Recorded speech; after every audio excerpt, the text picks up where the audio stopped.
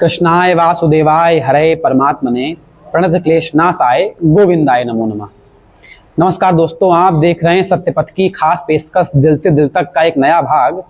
और आज के इस भाग में हम चर्चा करने वाले हैं भगवान श्री विष्णु के ऐसे अंशावतार जो 16 कलाओं से संपन्न थे और पृथ्वी पर अवतरित हुए एकमात्र संपूर्ण पुरुष मर्यादा पुरुषोत्तम भगवान राम के बाद जन्मे 16 कलाओं से संपन्न नंद गोपाल कन्हैया लाल की, मतलब भगवान श्री कृष्ण के बारे में आज चर्चा करने वाले हैं।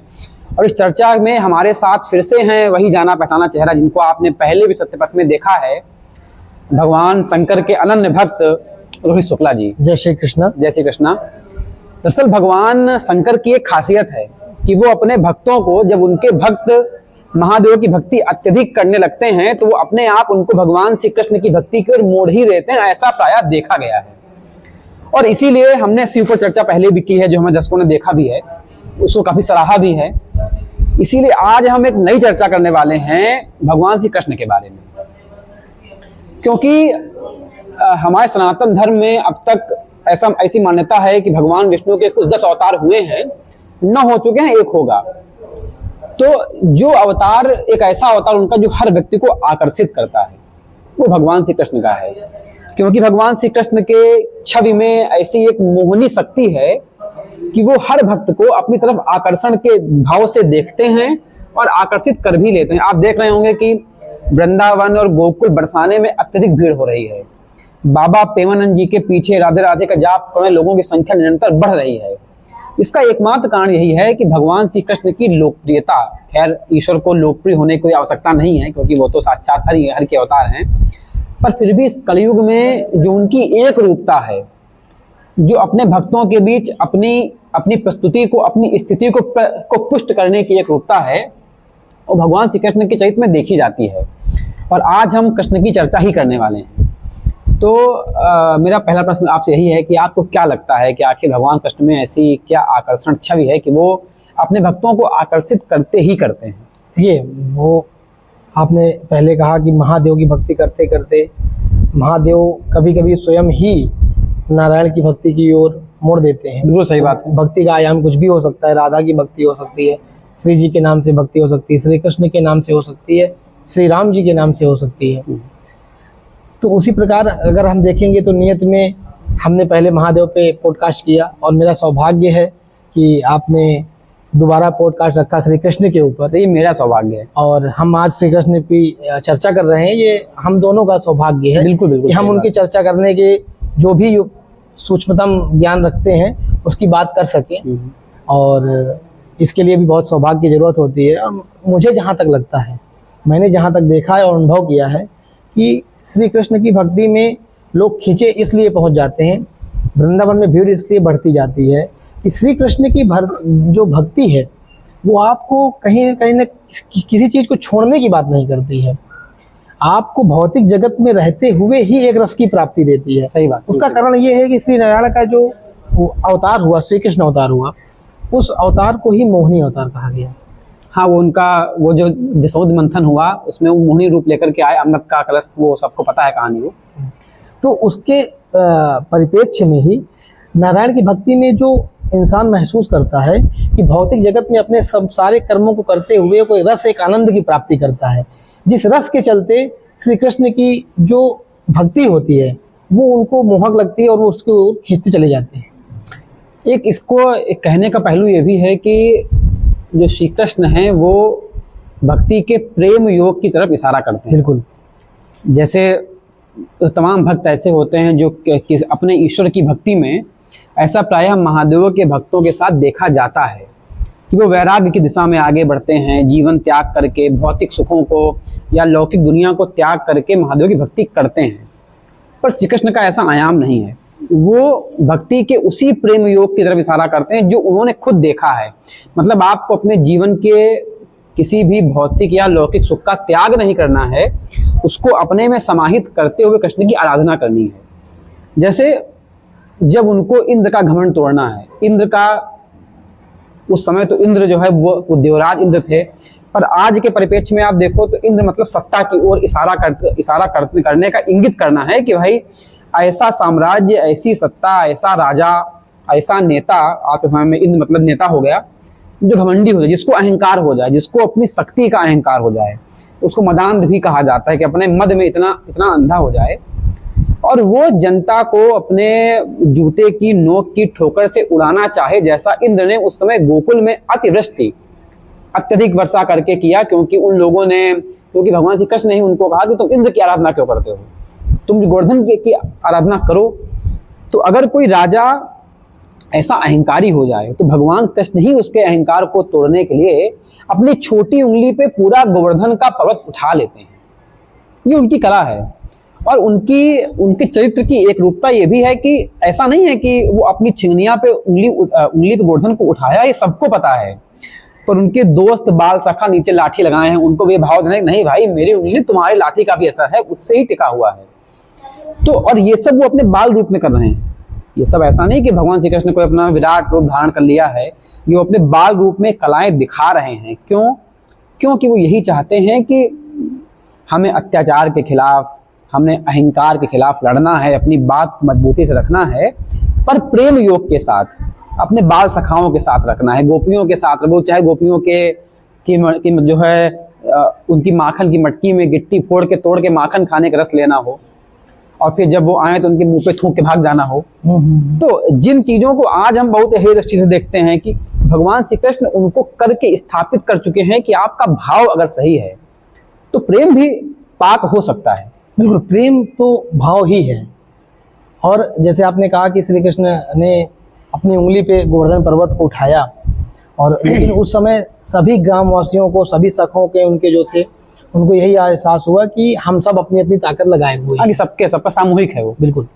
तो ये एक कहीं ना कहीं इसका भी संकेत देता है। वर्तमान में आप देखेंगे तो जैसे हम आप हैं, श्री कृष्ण और विष्णु, ईश्वर यही संकेत देते हैं कि ईश्वर ये कभी नहीं कहता है कि ये न कभी एहसास होने देंगे कि वो कर रहे हैं। बाद में अर्जुन के सामने जब उन्होंने गीता का पूरा उपदेश दिया तो उन्होंने कहा कि मैं ही मरता हूँ, मैं ही जीता हूँ, मैं ही सब कुछ, मैं ही सब कुछ करने वाला हूँ। तो हम आप जो बात कर रहे हैं, तो हम आपके अंदर ईश्वर बैठा हुआ है, वही बोल रहा है। एक पत्ता भी हिलता है तो वही हिला रहा है, लेकिन ईश्वर ये एहसास नहीं होने देते हैं। हमको आपको लगता है कि हाँ हमने अपने एफर्ट से ये किया, लेकिन करने वाला भी ईश्वर है, रोकने वाला भी ईश्वर है, देने वाला भी ईश्वर है। इस बात का संकेत गोवर्धन वाली कथा से मिलता है। अब मैं चाहूंगा कि एक बार हमारी आपकी चर्चा हो रही थी काफी दिनों पहले, तो उस पर एक वाक्य आया था गोवर्धन पर्वत की कथा का। तो मैं चाहूंगा कि आप थोड़ा सा आपके ही माध्यम से दर्शकों को वो कथा का बताइए, और मुझे भी फिर से सुनने का इच्छा हो रही है। दरअसल दोस्तों गोवर्धन पर्वत की जो कथा है, गोवर्धन राम भगवान के समय से आप जिस पे चर्चा हो रही थी हमारी, आप दरअसल गोवर्धन पर्वत की कथा सबको पता ही होगी। गोवर्धन पर्वत के विषय में ये एक आश्चर्य रहस्य है कि आखिर मथुरा, ये वृंदावन कहा जाए, वो क्षेत्र जहाँ पठार नहीं है, जहाँ कोई पर्वत नहीं है, वहाँ इतना विशाल काय पर्वत जो कई किलोमीटर में फैला है, इसकी 21 कोस की तो केवल परिक्रमा ही होती है। आखिर ऐसा विशाल काय पर्वत उस एरिया में, उस मतलब ऐसे एरिया में जो मोस्टली मैदानी भाग, वहाँ कैसे आया? मुझे रोहित जी कहानी यह है कि जब भगवान राम के विष्णु अवतार में, जब भगवान राम रावण को मारने के लिए समुद्र के ऊपर सेतु बना रहे थे, तो उस समय संसार के हर जीव ने, हर वस्तु ने ये आह्वान किया कि भगवान मेरी सहायता लीजिए। आपने वो कहानी सुनी होगी कि एक गिलहरी भी बालू में लौट करके फिर जाके पानी में, समुद्र में जो पुल बन रहा था वहां जाई थी, क्योंकि वो अपना योगदान देना चाह रही थी। तो ऐसे हनुमान जी को कहा गया कि आप हिमालय जाइए और वहां से बड़े बड़े पत्थरों को ले आइए, क्योंकि भाई नल नील छोटे छोटे पत्थर फेंक रहे हैं, उनमें समय लग रहा है। तो कोई एक साथ अगर बड़ा पर्वत या पठार आ जाए तो पुल जल्दी बन जाएगा। तो हनुमान जी गए और वो वहां से गोवर्धन को उठा के ला रहे थे, पर उनको आधे रास्ते में सूचना मिली कि अब पुल का काम पूरा हो चुका है। और भगवान ने ये कहा कि जो तुम जहां से लाए वहां रख दो। तो हनुमान जी ने गोवर्धन को वहीं छोड़ दिया। तब तक यहीं तक पहुंचे थे, यहीं तक। और तब तक उस समय जब छोड़ा तो हनुमान जी मथुरा, मतलब उस वृंदावन क्षेत्र के ऊपर थे, उन्होंने गोवर्धन को वहीं छोड़ दिया। अब गोवर्धन को भयंकर क्रोध आया हनुमान जी के ऊपर। गिरिराज है वो गिरिराज हैं कि तुम मुझे कह के तो वहां से ये लाए हो कि मैं भगवान राम की कार में जा रहा हूँ, मुझे अपने हाथों से छुएंगे, समुद्र में डालेंगे तो ये हो जाएगा, और तुम मुझे आधे रास्ते छोड़ रहे हो। इसको लेकर के गिरिराज पर्वत मतलब गोवर्धन जी के हनुमान से काफी बहस हुई और काफी नाराज हो गए वो। तो जब ये बात भगवान राम को पता चली तो भगवान राम ने हनुमान जी के माध्यम से संदेश दिया कि गोवर्धन जी से कहो कि तुम परेशान मत हो। हाँ, इस जन्म में तुमको सेवा का अवसर नहीं मिला है, पर अगले जन्म में मैं तुमको पूरी सेवा का अवसर दूंगा। और फिर वही कहानी है कि जब भगवान कृष्ण के अवतार में आए, उन्होंने इंद्र का घमंड चूर किया, तो 7 से 8 दिनों तक, 14 दिनों तक बताते हैं कि भगवान कृष्ण उसी गोवर्धन को अपनी सबसे छोटी उंगली पर उठाए रहे। ये उसी राम जन्म में किया गया, दिए गए एक वरदान का अंश था जो फलीभूत हुआ भगवान श्री कृष्ण के जन्म में। इससे एक बात और साबित होती है कि इस दुनिया में, सृष्टि में होने वाली हर वो चीज, सब कुछ ऊपर से नियंत्रित है। बिल्कुल। जो एक बात कहते हैं ना कि हम चाह लिया तो हम वैष्णो देवी हो आए, हमने चाहा तो हम महाकाल हो आए। सच्चाई ये है कि अगर वो न चाहे तो तुम चाह भी नहीं सकते। बिल्कुल। जिसके अभी हमारे यहाँ पे चर्चा हुई कि अगर ईश्वर के बिना हम सोच भी नहीं सकते हैं। बिल्कुल सही बात। अगर हम ये घमंड कर रहे हैं कि हमने ये किया, तो घमंड भी ईश्वर दे रहा है। बिल्कुल। तो भगवान श्री कृष्ण हमें यही सिखाते हैं। और मैं तो ऐसा मानता हूं ना कि मैं कर्म को मानने वाला व्यक्ति हूं, पर मैं ये भी मानता हूं कि वो कर्म भी आपसे ईश्वर ही करवाता है। वही चीज बिल्कुल ठीक है। अगर आपकी नियति में है कि आप कर्म करके अपने भाग्य को बदल लेंगे तो ही आप बदल सकते हैं। ये तो हम तमाम देखते हैं, बहुत लोग हमारे सामने रात दिन कठिन परिश्रम कर रहे हैं, जो इतना परिश्रम कर रहे हैं जिसकी कोई सीमा नहीं है, और उनका जीवन दसियों वर्षों से वैसा ही है, जहां कल था वहां आज कोई परिवर्तन नहीं है। और किसी को आपने देखा कि रात में टीम बना के सो गए, सुबह करोड़पति बन गए। सही बात। ये नियति है, और सब कुछ नियति ही कराती है। पर मैं ये आपसे पूछना चाहता हूं कि जो भगवान श्री कृष्ण का संपूर्ण जीवन चरित्र है, उससे मानव को, एक आम भक्त को क्या शिक्षा लेनी चाहिए कि उसके मतलब भगवान कृष्ण के जीवन के क्या मेन टेकअवेज हैं? मुझे जहाँ तक थोड़ा बहुत ज्ञान है, जहाँ तक मैंने विश्लेषण किया है, तो देखिए धरती पे जो भी कि कोई चीज का क्रियान्वयन करने के लिए अवतार हमेशा श्री नारायण के हाथों में है, क्योंकि उनको जगत पालक कहा गया है। और उनके समकक्ष में या उनकी सहायता के लिए महादेव अपना रुद्र अवतार भेज लेते हैं। बिल्कुल सही बात है। लेकिन जो प्रमुख क्रियान्वयन का कार्य है वो नारायण को कहा गया है। और आप जब विष्णु पुराण पढ़ेंगे तो उस पर यह बात आती है कि जो शंकर का द्रोही है, जो भगवान शिव का द्रोही है, वो मुझे कतई प्रिय नहीं है। भाई लिखा है कि शिव द्रोही मम दास कहावा, ये रामायण में भी लिखा है और शिव पुराण में भी स्पष्ट लिखा है कि जो विष्णु का द्रोही है वो मुझे कभी प्रिय नहीं हो सकता, मुझे कभी प्राप्त नहीं हो सकता। मतलब कि भगवान शिव भी उसकी ओर कभी भी आंख उठाकर नहीं देखेंगे। तो यहाँ पे एक बात और मैं जोड़ दूं कि ऐसा भी है, ये तो आपने सही बताया कि जो विष्णु का द्रोही उस शिव को प्राप्त नहीं होगा। अगर कोई विचार भी करता है विष्णु और शिव में भेद करने का प्रयास करता है, हाँ, वो भी पाप है। बिल्कुल जघन्य अपराध है। क्योंकि अगर आपने तनिक भी डिफरेंशिएट करने की कोशिश की तो आप दोनों से जुड़ा हो। बिल्कुल दोनों त्याग देंगे। किसी को नहीं पाएंगे, आप किसी को नहीं पाएंगे। सिद्धांत है, आप विष्णु पुराण पढ़ लीजिए, रामायण पढ़ लीजिए, शिव पुराण पढ़ लीजिए, दोनों जगह यही बातें कही गई हैं। तो आपने जो प्रश्न पूछा उसकी प्रश्न की प्रासंगिकता यही से बनती है। अच्छा, मैं सोचता हूँ कि भगवान श्री कृष्ण का जीवन चरित्र हमें क्या सिखाता है, तो आप बताओ, बोलना चाहेंगे? जीवन चरित्र की अगर हम बात करें तो मुझे जहाँ तक लगता है, जहाँ तक मैंने विश्लेषण किया, कि भगवान श्री कृष्ण का जीवन चरित्र हमें यह सिखाता है, और भगवान श्री कृष्ण ही नहीं, भगवान राम का भी जन्म, कि भगवान जब स्वयं भी धरती पे आते हैं, सही बात, तो वो कर्म करते हैं, वो संघर्ष करते हैं, वो कष्ट भोगते हैं। वो चाहे तो अपने लिए सब कुछ ऐसे सिस्टम से आए कि उनको कभी पैर ही न रखना पड़े कांटों में, कभी कोई संघर्ष ही ना करना पड़े, भगवान है। लेकिन वो ये दर्शाने आते हैं और वो जीवन चरित्र ऐसा दिखाते हैं कि हाँ, इंसान को एक सीख देकर जाते हैं कि हाँ, मतलब इंसान कर्म करते समय हमेशा ये बात को लेकर ना बैठा रहे कि भगवान मेरी मदद करने क्यों नहीं आ रहे हैं। हाँ, क्यों नहीं आ रहे, बात सही है। मुझे ऐसा लगता है कि जो भी चरित्र वो अवतरण लेते हैं वो इसी उद्देश्य से लेते हैं। नहीं, मैं ऐसा मानता हूँ कि जैसे आजकल के युवा की, जिसको हम जंजी कहते हैं, उसकी सबसे बड़ी कमी है कि उसके मन में, उसकी चरित्र में धैर्य की जगह नहीं है। वो बहुत ही मतलब छोटी छोटी बात पे उद्दोलित हो जाना, ठीक है, हर काम को जल्दी करने का प्रयास करना, पेशेंस नहीं दिखाना, धैर्य खो देना, और हर चीज में भगवान को दोष देना। बिल्कुल। अगर गर्लफ्रेंड से ब्रेकअप हो गया, अरे भगवान, क्या कर दिया। अगर परीक्षा में फेल हो गए, हे भगवान, ये तो बहुत बड़ी बात है, ट्रेन छूट गई। ट्रेन छूट गई तो मैं ही, अच्छा एक और प्रश्न, मैं ही क्यों? उसको लगता है कि दुखी केवल वही है। रोहित जी को लगता है कि रोहित जी दुखी हैं, मुझे लगता है मैं दुखी हूँ, दुनिया बाकी सब अच्छी, कोई दुखी नहीं है।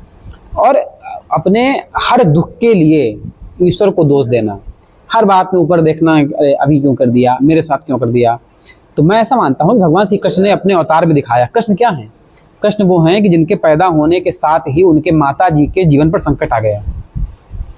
ठीक है, बिल्कुल। वो कृष्ण है जिनको पैदा होते ही एक टोकरी में उठा के नदी पार करा करके अपने सगे मामा से बचाने के लिए कहीं दूर जाना पड़ा। और कृष्ण वो हैं जिन्हें जीवन में कुछ भी प्राप्त नहीं हुआ है, ना तो प्रेम प्राप्त हुआ, स्वयं के मामा जिनके दुश्मन बन गए, ना तो उनको प्रेम प्राप्त हुआ। भाई राधा को वो कभी कहीं प्राप्त नहीं कर पाए, जबकि राधा उनके जीवन का आधार है। आधार। ठीक है, राधे राधे कहो चले आएंगे बिहारी, बिल्कुल सही बात। पर राधा को कभी कहीं प्राप्त नहीं कर पाए। वो युद्ध के मैदान में तो है महाभारत में, पर अस्त्र शस्त्र उठा नहीं सकते। और युद्ध की समाप्ति पर सब उनको ही दोष दे रहे हैं। पांडव भी उनको दोष दे रहे हैं। पांडव दोष दे रहे हैं कि आप मुझे बताया क्यों नहीं कि कर्ण मेरा बड़ा भाई था, और अपने छोटे भाइयों से तुमने बड़े भाई की हत्या करवा दी। बिल्कुल। गांधारी को कष्ट यह है कि तुम्हारे होते हुए मेरे 100 पुत्र मार दिए गए। ठीक है, कुंती को इस बात का क्षोभ है कि तुम हो यहाँ पर, तब भी मेरे साथ ऐसा हुआ कि मेरी एक पूरे परिवार के बच्चे एक युद्ध के मैदान में थे। भीष्म को कष्ट यह है कि मैं सरसैया पर हूँ, तुम भगवान श्री कृष्ण, मैं जानता हूँ तुम हरि के अवतार हो, पर तब भी मेरे सब नाती पोते युद्ध के मैदान में जाके जिनका जीवन चला गया। और सबकी उलाहना किसके पास है? सबकी उलाहना श्री कृष्ण के पास तत्कालीन है। जो जनता है वो भी कोस रही है, वो भी कोस रही, बिल्कुल। कि इन छलिया श्री कृष्ण की वजह से बर्बरीक हाँ, कि ना कोई दोष ना कोई गलती। हाँ, कि खाटू श्याम को क्यों शीश काट दिया गया। हाँ, बर्बरीक, हाँ, खाटू श्याम है। और श्री कृष्ण को आम जनता ये भी कोस रही है कि श्री कृष्ण जैसा दानी को छल से आपने मरवा दिया। नहीं, और कर्ण है तो उसका भी दोष श्री कृष्ण के ऊपर है। वो भी है। ठीक है, मतलब आजकल कर्ण को महिमा मंडित करने का चलन है। वो तो है। दिनकर ने स्मृति लिख के कर्ण को ग्लोबल किया है, तो कर्ण को क्यों मारा। जबकि श्री कृष्ण क्या है? श्री कृष्ण केवल यही बताना चाह रहे हैं कि अगर तुम अधर्म के साथ हो, अगर तुम धर्म के साथ, अगर पार्शियल रूप से भी साथ हो, अगर तुम एन केन प्रकारेण तुम अधर्म के साथ हो, तो तुम्हारा हर्ष नियति है जो होगा। अच्छा, अर्जुन को एक बात का कष्ट ये भी है कि तुम्हारे होते हुए मेरे पुत्र को 17 लोगों ने घेर के मार दिया। बिल्कुल। और तुम बचाया नहीं तुमने। क्यों? क्योंकि भगवान खुद कहते हैं कि यार जब मैं अपने जीवन में इतना कष्ट झेला, मैं कभी नहीं भागा, जब कष्टों से मैं नहीं भागा, बिल्कुल, मुझे अपना प्रेम छोड़ना पड़ा राधा, हाँ, मुझे अपना गांव छोड़ना पड़ा, गोकुल जहां मैं बचपन में खेला, सही बात, मुझे वहां से भाग के द्वारिका आना पड़ा। और फिर लोग भगवान कृष्ण को जो है मतलब उनको युद्ध छोड़ने वाला भी बताते हैं। हाँ, रण छोड़ने का नाम है दूसरा, जो दूसरा नाम है। अच्छा, किसी को नहीं पता कि भगवान श्री कृष्ण की 16,000 रानियों के पीछे क्या कहानी थी। कि जामवंती, एक आप जब जाएंगे तो देखिएगा, एक यहाँ अहमदाबाद के आगे पोरबंदर के पास एक जगह है जामवंती गुफा, और उसमें एक राक्षस ने 16,000 कन्याओं को कैद किया हुआ था, और भगवान श्री कृष्ण ने उन्हीं कन्याओं को बचा करके अपनी रानी बनाया। हाँ, हाँ। पर आजकल क्योंकि उन कन्याओं ने कहा कि अब हमको कौन अपनाएगा। और आजकल क्या है, जो लेफ्ट लिबरल गैंग है या जो सनातन विरोधी गैंग है, वो कृष्ण को छलिया घोषित करने का प्रयास करती है। उसका देखिए बात ये है ना कि वो उनको ये मतलब नहीं है कि उसका गहराई क्या है, उस जो संदर्भ आ रहा है उस संदर्भ का सच्चाई क्या है।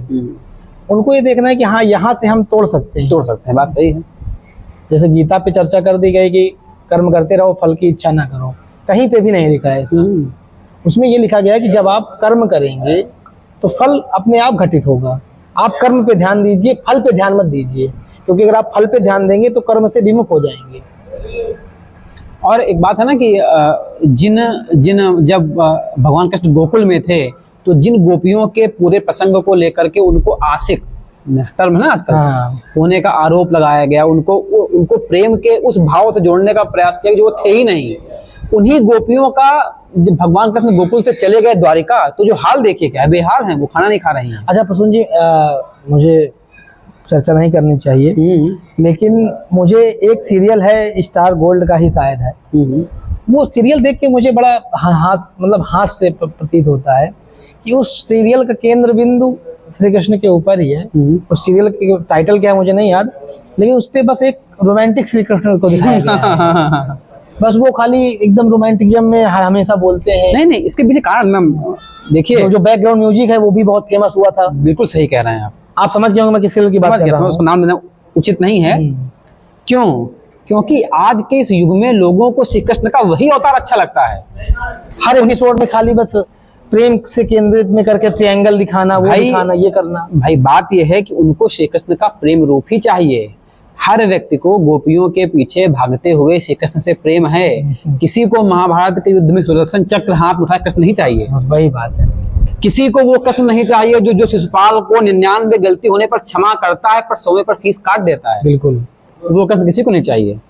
गीता का उपदेश देने वाला कृष्ण किसी को नहीं चाहिए। अच्छा, मुझे ऐसा लगता है कि कली काल चल रहा है, तो कली काल में कहीं ना कहीं ये भी एक बहुत बड़ा अहम रोल है कि इंसान को भगवानों के आचरण से गलत करने का मौका मिल जाता है। बिल्कुल बात सही है। कहीं उनकी तो इतनी पटरानियां थी, तो हमारी भी हम दो चार हैं तो क्या हम हुआ? तो पाँच छह ही हैं। बात सही नहीं है। अब जैसे कहन महादेव भांग पीते हैं तो हम भी दारू पिएंगे। गांजा पी लें। अरे भाई, महादेव ने विश्व की रक्षा के लिए अपने कंठ पे विष को धारण की, तुम धारण करो। उसके बाद क्यों भाई प्रेमानंद जी महाराज क्या कहते हैं, तुम एक बूंद जहर लेके दिखाओ। वही बात। तो अब तुम उनका आधार बना करके, पर उनका आधार धर्म की रक्षा के लिए, तुम तो घोर पापी हो। तुम घोर ऐसा काम करो जो बिल्कुल नियत के हिसाब से नहीं है, जो अधर्म है, जो तुम्हें गर्त में लेके जाएगा। और तुम ईश्वर की सहायता से बगल झांकते हुए जाना चाहते हो। बिल्कुल। तो और श्री कृष्ण ये दिखाते हैं जीवन में कि मैं भगवान हूँ, मुझे कष्ट तब भी झेलने पड़े, अपना प्रारब्ध तब भी झेलना पड़ा। वो कहते हैं ना कि भगवान राम और कृष्ण में यही अंतर है, राम मर्यादित हैं पर कृष्ण उन्मुक्त हैं। उन्मुक्त है वो। ठीक है, राम घर परिवार के फैलाए हुए झांसे में आ जाते हैं, पर कृष्ण उसी झांसे को तोड़ के भाग जाते हैं। बिल्कुल ठीक है, राम नियति के दंश को झेल करके 14 वर्षों का वनवास काटते हैं, लेकिन कृष्ण ऐसे नहीं है। कृष्ण समाज के किसी भी नीति नियंत्रणों में बंधनों में बंधने वाले नहीं हैं, वो उन्मुक्त हैं। देखो, जो कृष्ण का अवतार है, अगर वर्तमान परिदृश्य में कहेंगे हॉलीवुड स्टाइल में, तो वो अल्फा मेल है। अल्फा मेल है, कोई बात नहीं है। लेकिन अगर जहाँ पे राम की बात आ जाएगी, वो आदर्श पुरुष है, वो आदर्श है, पुरुषोत्तम। हाँ, पुरुषों में उत्तम है। पुरुषों में उत्तम, बिल्कुल बात और ये कौन है? ये प्रथम संपूर्ण मानव का अवतार जो भगवान ने लिया, वो है। ये एक अंतर है। उन्होंने पुरुषोत्तम की मर्यादा दिखाई कि मर्यादा पुरुषोत्तम कैसे बना जा सकता है, कि अपने किसी भी फर्ज, चाहे पुत्र का फर्ज हो, चाहे भाई का फर्ज हो, चाहे एक माँ से बेटे का फर्ज हो, चाहे एक पति का फर्ज हो, चाहे अपने दुश्मन के प्रतिद्वंदी रावण से दुश्मनी किस प्रकार करनी चाहिए उसका फर्ज हो, दोस्ती किस प्रकार करनी चाहिए उसका क्या कर्तव्य है, वो आयाम इन्होंने दिखाया कृष्ण ने। क्योंकि अल्फा मेल है, तो कृष्ण का है कि कृष्ण के जीवन में राम से कम संघर्ष नहीं रहा, जैसे अभी आपने व्याख्या दी सारी चीज़ों की। तो कृष्ण ने ये दिखाया कि इन सब चीज़ों से परफेक्शन कैसे लाना है।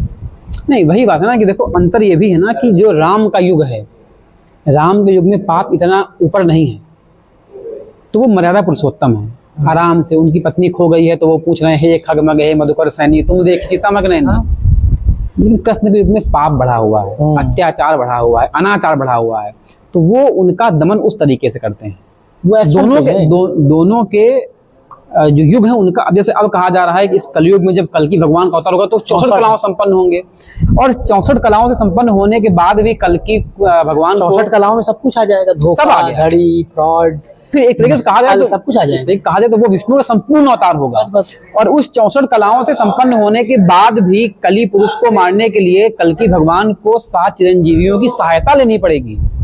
मतलब इस युग में पापाचार, अनाचार अपने चरम काल पर होगा। इसके लिए जो है, और इसी में भगवान श्री कृष्ण का रूप ऐसा है, बिल्कुल, जो मोहित कर लेता है। और भगवान श्री कृष्ण की बात ऐसी भी है कि अगर हम आप बैठ के चर्चा करते रहें तो रात हो जाएगी, अंत नहीं होगा। बिल्कुल बात सही। और जैसे कि भगवान शिव को कहा जाता है ना आदि है ना अंत है, ऐसे ही भगवान श्री कृष्ण का, भगवान श्री नारायण विष्णु का, ना तो उनके भक्ति के रस की कोई और छोड़ नहीं खत्म होगा, और ना तो उनकी चर्चा, ना तो उनकी कथाएं कभी अंत नहीं हो सकता है। मैं तो यही कहना चाहूँगा कि हम सबको भगवान कृष्ण के जीवन से सीखना चाहिए। बिल्कुल बिल्कुल। कि जो भी संकट सामने आए, उनको अपने अच्छे कर्मों के साथ मुकाबला करते हुए। और मुझे एक चीज़ और भी लगता है प्रसून, एक चीज़ मैं कहना चाहूँगा इस पे, कि जो लोग कृष्ण और महादेव की भक्ति पे जो वो करते हैं, उनको एक प्रैक्टिकल अपने जीवन में करना चाहिए। उसी दिन वो श्री कृष्ण के बड़े धाम में, जगन्नाथपुरी, बांके बिहारी, कहीं पे जाएं और उसके तुरंत बाद में किसी एक ज्योतिर्लिंग में जाएं। हाँ। दोनों की ऊर्जाओं को महसूस करें, एकांत में बैठ के अनुभव करें कि क्या अंतर है भक्ति में, कि कहीं ये दोनों एक तो नहीं है। बिल्कुल सही बात। कि हमको एक दिखा रहा है कि जीवन में रहते हुए जीवन से जुड़ना कैसे नहीं है, और एक हमें ये सिखा रहा है कि जीवन में, भौतिक जगत में रहते हुए उस भौतिक जगत से प्रेम कैसे करना है। बिल्कुल सही बात। और कृष्ण का जीवन दिखाता है कि संपूर्ण कष्टों को सहते हुए आपसी सौहार्द और लौकिक जगत में उतना ही प्रेम बना करके किस तरीके से धर्म के रास्ते पर चल करके खुद चला जा सकता है, 4 अन्य लोगों को चलाया जा सकता है।